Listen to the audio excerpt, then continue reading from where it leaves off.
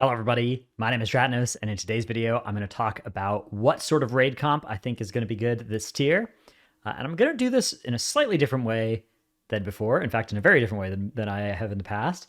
Rather than a tier list, I'm actually going to go through the process of designing a composition using Wowhead's raid comp planner to sort of show the thought process behind this and maybe help shed some light and also help explain the reasons why I think some specs will be there. Because, spoiler alert, one of the big things you have to do with comps these days is there's a lot of raid buffs, and you have to make sure that you get all of those, all the good ones covered before you are happy, right? If you are trying to raid without them, you're going to be in big trouble. So let's go through those raid buffs first and talk about the best way to get each of them. I think that's going to be the best way to start this particular video. Again, this is aimed at high-end mythic progression, like really race to world first, top 100 guilds. As we get below that, a lot of stuff changes and it becomes a lot more about playing what you're good at, what you're comfortable at. Even within like top 100 guilds, there's a lot of value in just people playing what they're good at, what they're comfortable at. It's even happened in the race to world first before, although for the most part these days, they're pretty capable multi-classers, and generally people will field a comp of the 20 specs they think are the best, rather than people's pet specs, right? If people have mains that are the only class or spec that they're really good at, then they'll only be played in tiers where that spec is worth bringing, right? That's kind of the way that the race to world first works, at least. So raid buffs.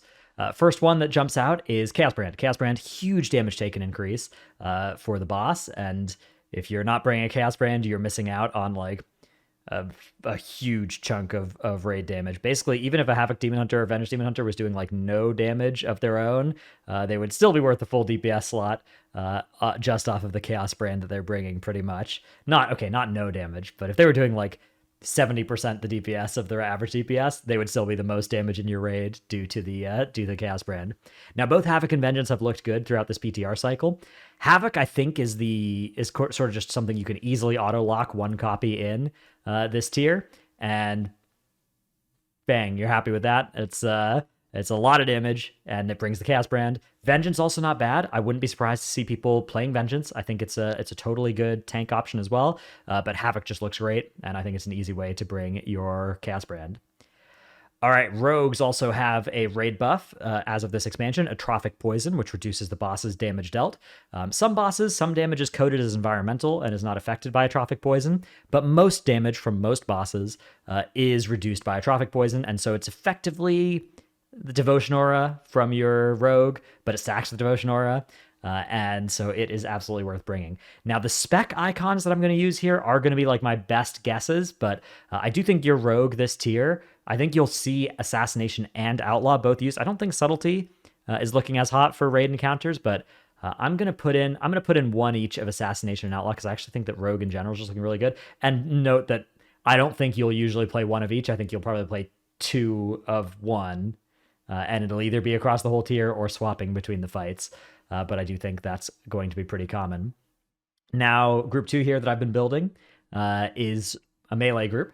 And melee groups love nothing more than a little Wind Fury totem action. Enhancement Shaman is looking really solid on its own merits and potentially competitive for some of the few non-raid buff slots in the raid.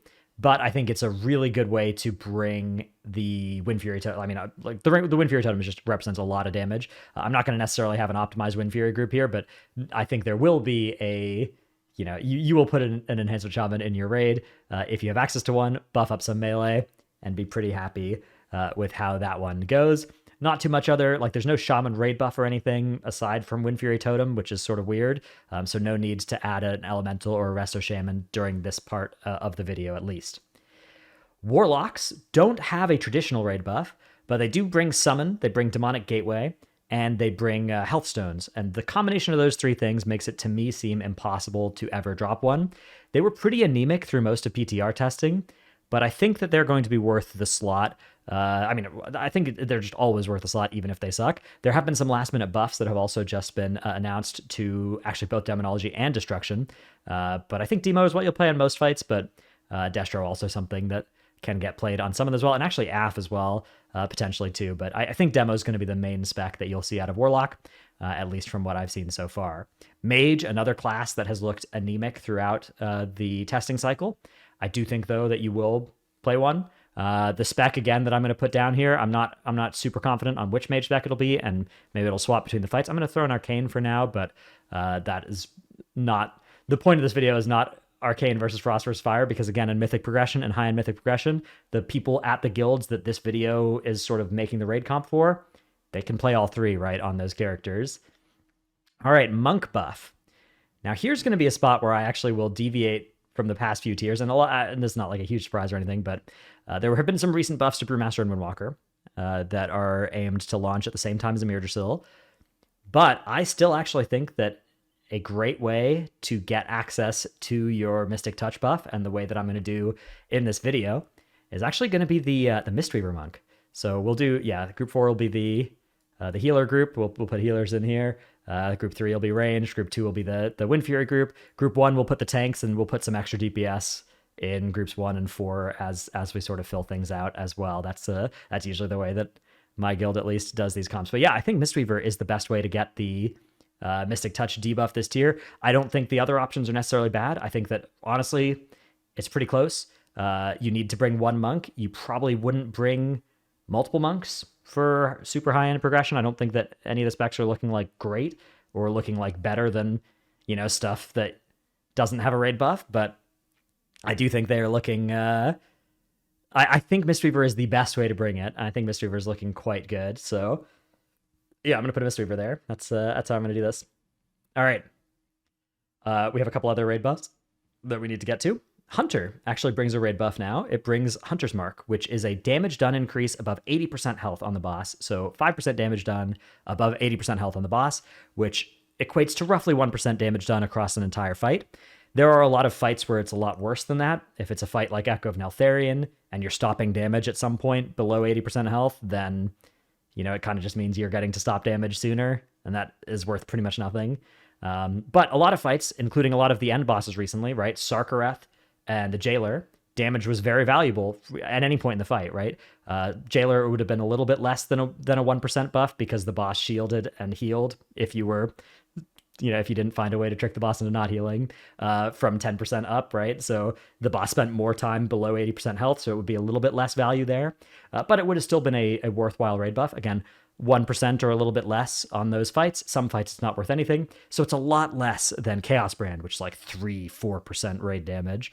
But it's still something, right? It's still something that means that if BM or MM or whatever serve are close to the rest of the raid, then it's absolutely worth bringing at least one to make sure that you're getting access to that debuff. Now I'm going to put in a BM Hunter. It's worth noting that I again think you might play MM on some fights, and actually serve looking kind of sick as well in some of the sims that I've been seeing. So a lot of hunters kind of play BM/MM and don't play serve, but I wouldn't be surprised if this is a tier where serve gets some value. The set bonus is rather sick for the hunters. Okay, warrior buff. Warrior buff, I think you're going to want to bring a DPS warrior for. I don't think the prot warrior is the best way to do it, although I don't think it's bad. I think prot warrior is fine this tier, but I think that most groups that'll do this will play the DPS warrior instead. Now, in previous tiers, there was actually a lot of value from the second and third warriors because Rallying Cry was a giga powerful CD that there were diminishing returns, right? The second Rallying Cry is less good than the first Rallying Cry. But unlike something like Chaos Brand, right? The second Chaos Brand just does nothing, and the first Chaos Brand does everything. But with Rallying Cry, the second Rallying Cry was still good. The third was even still pretty good, right? Like you'd often get... You could use rallies pretty much as many as you put into your raid comp. They did fall off a little bit in value. But Rally got a huge nerf, and the talent to amp it also got removed. So it's a lot weaker. I think there's a lot less pressure to try and fit in a second warrior to get a second rally as a result. Rally is still a nice little thing that they have, but it is now a little thing that warrior brings. Battle Shout, a nice thing that they're bringing for the melee group, though, for the hunter, and for the tanks. So I'm going to put in a DPS warrior. I'm going to put it in as Fury for now, but also, again, this video is not so much about which type of these specs it is. Let's see, am I going to put it in the Wind Fury group? For now, I'm going to put it not in the Wind Fury group, but We'll see. I'm playing this a little bit by ear. I kind of have an idea of where I'm going with this. I've done this a little bit before. I did one of these on Max's stream a while ago, but I don't really remember exactly what I ended up with, and I might end up with something slightly different in this one. Anyways, another raid buff we desperately require is Mark of the Wild. And Mark of the Wild is 3% versatility, which is huge. That's not only a 3% damage done increase, which it's a little bit less than that, right? Because versatility is additive with other sources of versatility, so it's probably something like 2.5% raid-wide damage increase or something like that. But it's also a damage taken reduction, right? So it's sort of like Devo Aura plus Battle Shout or whatever, stapled together. It's a very powerful raid buff that's brought by the Druids. I think Balanced Druid's going to be the best way to generally get access to this tier, although the other specs I don't think are necessarily bad, but I think Balance is going to sort of be the default way to do this. And I actually wouldn't be surprised if teams brought more Balanced Druids to some fights as well. I think Balanced Druid looks like a really, really good answer to some of the fights like Laradar that have just all these trees walking in from the edges of the room. Balanced Druid is the unsurpassed king of DPS in that situation, where you just hit your Starfall button and you're hitting every single enemy when they're not group upable. Pretty good on fights like the Council as well, although that's an early enough fight that it probably doesn't matter what's good at it.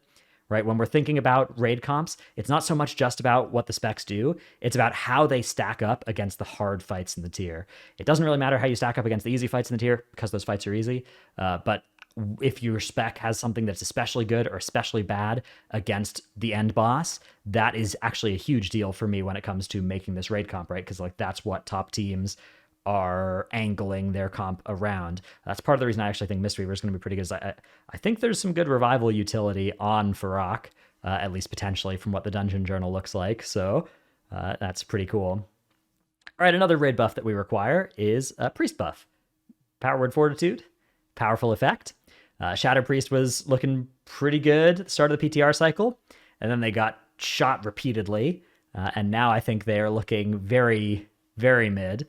I wouldn't be shocked to see one from some comps, but I think a lot of comps aren't going to play it. At least that's what I think right now.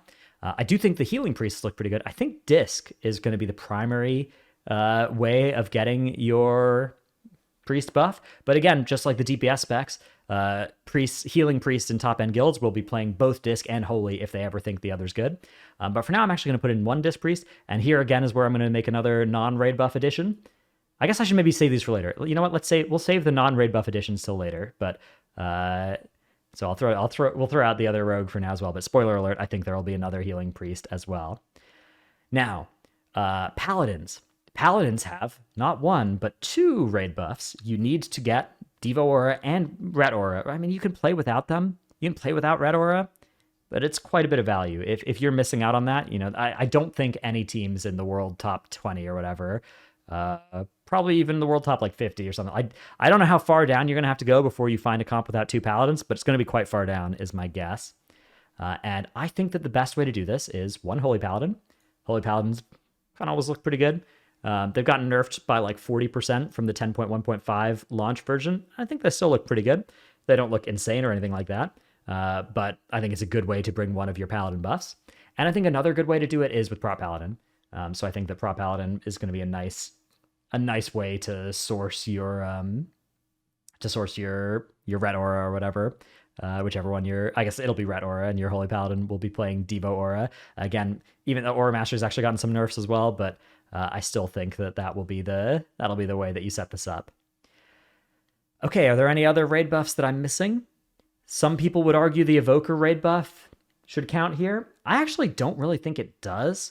When you're looking at raid buff like Blessing of the Bronze, reducing cooldown and movement abilities, I don't think that actually rises to the level of a raid buff that's like worth considering when you're making your raid comp. Like if all three Evoker specs look bad, I don't really think you would care that much about filling them out.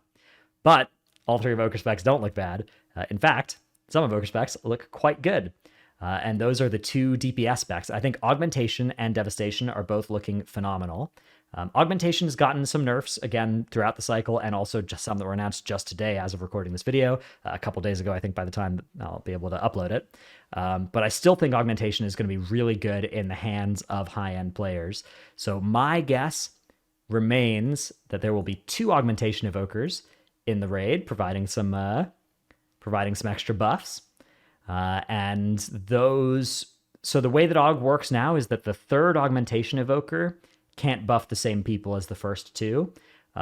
Your buttons will still prefer not to go on Aug Evokers, which is nice. That's a new change. So you won't be accidentally ebb and miting an Augmentation Evoker and shifting sandsing them or anything like that, but you will be hitting less good targets than the first two are hitting. So I think that Augmentation Evokers, the first two, will be good. I think if they hadn't done this most recent round of nerfs, very top guilds may have actually bothered to optimize and play the next two as well to get around the, like, even though it would have been annoying and it would have been frustrating to play those Aug Evokers if you're, you know, clashing with the other ones on your targets and you misclick and it like screws everything up or whatever, or you have to like really pre-plan who's buffing who at certain times. I think they still would have done it. With the most recent round of nerfs to Augmentation Evoker, I don't actually think that even the very top end guilds will do that, and I definitely don't think that medium end guilds will really look at playing more than the two Augmentation Evokers. I think as we start getting like out of the top 100, I think even the two Augmentation Evokers starts being a lot less good because you start getting in this position where it's like, my Augmentation, like, are they actually going to be buffing good targets the whole time that are actually pressing their cooldowns at the right times? And if the answer to that is no, then if Augmentation is not super duper OP and is only medium to pretty good, like a little bit better than other specs in theory, the juice might just not be worth the squeeze, right? It might be something where you're not actually getting as much value as just a normal DPS spec. Speaking of normal DPS specs, I actually think Dev Evoker looks really good. They were doing a lot of damage and then they got buffed on PTR. That spec is just kind of crazy how much damage it can do, at least from what I've seen. Now, again, I could be wrong about this. I could be wrong about any of this. PTR information is pretty incomplete, but I'm going to take a shot in the dark and I'm going to guess that there will be Devastation Evokers in the top comps. Stuff that you'll play Dev Evokers for damn because they do very good damage and they actually are excellent recipients of Aug buffs, you know, they're good to play. They're pretty durable after the Evoker talent tree got a lot more defense added to it throughout this expansion, and I think that a second copy there is good. There are other candidates for like what you might want for these two slots, right? These are like non-raid buff DPS slots, so I could certainly be wrong about these, but definitely that's what I think right now, at least. Now, the other things that I'm expecting to see for our fourth healer, I do think it'll be another Disc Priest. I think Disc Priest, yeah, again, as I said earlier, looking really strong. For the second tank, I think Blood Decay looks really good. I could see this, however, this spot, if you don't really want AMZ and you don't want grips, which I think AMZ does look pretty good. It's not like a full raid buff, but I think it's good enough that, you know, it's better than Rally, for instance, I think on some of these later bosses. And I think that that's, I think that the Blood Decay AMZ, right, is better than a DPS DK AMZ. Blood Decays get mass grip as well. If they need it, they don't lose much damage to play and save a bomb limb for whenever you need one, right? So I think Blood Decay is going to be a really good way to get a DK in the raid and to have one as your tank will make sense. But if I'm wrong about that, especially dropping a Blood Decay, right, and then playing a different raid buff, right? Like you could drop Blood Decay, play a Brewmaster, drop the Mistweaver, and play whatever other healer you wanted, right? You could drop your Blood Decay, play a Prot Warrior, drop the Fury Warrior, and play whatever you like, right? So if you want to sort of create a spot in the raid, you can turn the Blood Decay here into a different raid buff and generate an extra spot for something that you think is just good on the merits. Now I've got two spots left in the raid, and you can see they're both in the melee group, although, you know, we could put the warrior in the melee group as well, and then we could put one there and then one range or something. But how I think this is going to shake out right now, my guess is that you will play, I think that the top teams will throw in another Demon Hunter and another Rogue. And again, I'm putting an Assassination Outlaw here, but again, I think you'll probably play on each fight. It'll be the same two Rogues. But yeah, Havoc doing so much damage, I think looks really good. I wouldn't be, so yeah, I think this is how you'll fill out this team. Those, however, are the slots where, like, if you wanted to play something like an Ellie Shaman, a Feral Druid, those would go into that slot, right? A second Hunter, a second Mage, a second Warlock would go into those slots. And of course, the Augmentation and Devastation slots are also non-raid buff slots. But if we take out the if we just take out the things that aren't bringing the raid buffs, right?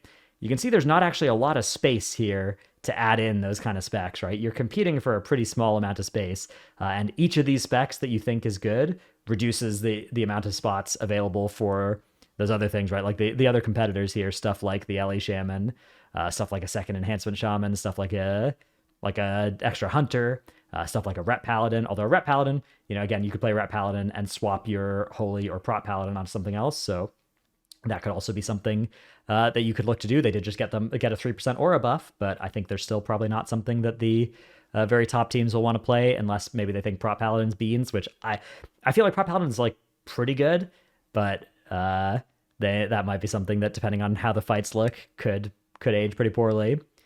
But yeah, that's what I'm thinking right now. I think there's also something to be said about like preservation.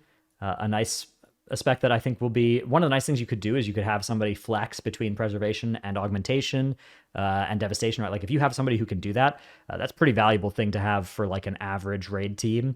You can go up to 5 healers on fights where it's good, which for a lot of teams, that'll be valuable on a lot of fights, even ones that were 4 healed during the race to world first.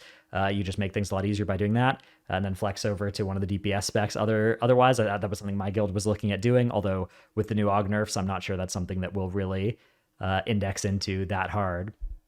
Anyways, I hope this video was somewhat interesting. I hope you found it a little bit more... I don't know. I want to do something different than the tier list this tier, but I suspect this is going to end up getting a lot less views and stuff than if I just put a tier list together. But whatever. If you guys liked it, let me know in the comments. If everybody loves it, I'll keep doing it, even if it gets less views. But yeah, I don't know. I thought it'd be cool. I thought this is kind of an interesting way to structure this video. Hope you enjoyed the video. Let me know if you have comments and stuff, questions and things in the comments down below. I'm going to be a little bit busy. By the time this comes out, I'm going to be flying to or already in Sweden for the Echo Race to World First. So I'm going to try and get some video content out. There'll be some daily recaps of the Race to World First that I think might go on this channel. Still not sure exactly where those will be found, but that will be happening. And yeah, I think that's it. I think that's all the stuff I have for this little meandering, rambling outro. Go check out the Pod EC as well, the new podcast that I've been working on with Max, Dorky, and some different guests we've had on at different times as well. I'll have a link to that in the description as well. Thanks for watching, and I'll see you in the next one. Bye.